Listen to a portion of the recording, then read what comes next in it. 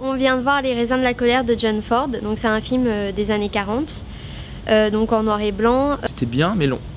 Ça va, j'ai bien aimé le film. J'ai adoré ce film. Tom Joad is played by Henry Fonda. Maud Joad is played by Jane Darwell. Casey is played by John Carradine. Grandpa is played by Charlie Greatwin. Rosa Sharon is played by Doris Bowden. Paul Joad is played by Russell Simpson. Al is played by O.Z. Whitehead. Muley is played by John Quaylen.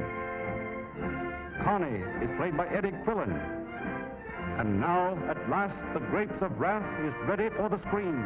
On suit cette famille, donc le point de vue, c'est le point de vue de Tom, qui est le fils. Et donc on découvre l'histoire en même temps que lui, on voit on a son point de vue vraiment à lui. Et donc on voit l'impact qu'il a, que ses actes ont sur sa famille, tout ça. L'histoire du film en lui-même, j'ai beaucoup aimé. Cette morale sur les injustices riches-pauvres. C'est toujours d'actualité en tout cas, c'est très fort. On a vraiment des personnages où on arrive vraiment à s'attacher, on arrive vraiment à les connaître. Au final, on suit leur histoire de près, c'est quelque chose qui est assez touchant, c'est même un peu, c'est historique, c'est quelque chose qui touche les gens vraiment au cœur et qui peuvent percuter. Ce que sentait la famille. Donc sur ce point-là, c'était plutôt pas mal. On sent quand même la longueur, mais c'est justement ça que j'ai aimé, parce qu'on se rend compte qu'il y a vraiment une histoire. Surtout que c'est une adaptation d'un livre.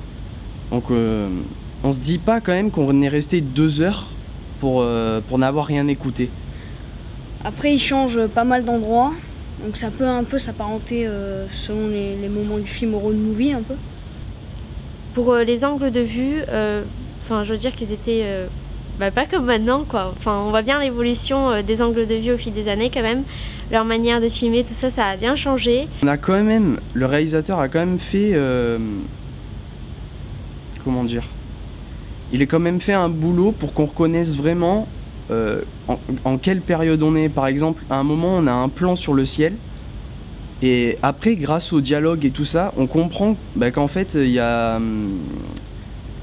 par exemple, le ciel va se couvrir, on arrive à comprendre ça par le dialogue et le jeu des acteurs. Je suis peut-être un petit peu déçue de la fin aussi, parce que après on conclut sur une note qui dit que au moins les pauvres ils vivent, alors que les riches eux, ils naissent et ils meurent.